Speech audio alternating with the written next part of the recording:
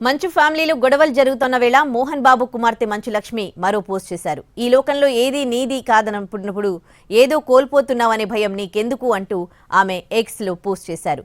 ఇది ఎవరిని ఉద్దేశించి పెట్టారనే దానిపై చర్చ జరుగుతోంది.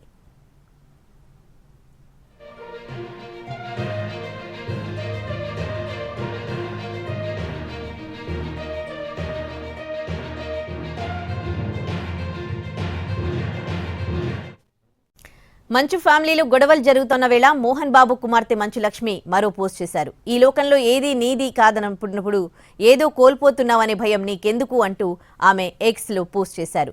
ఇది ఎవరిని ఉద్దేశించి పెట్టారనే దానిపై చర్చ జరుగుతోంది.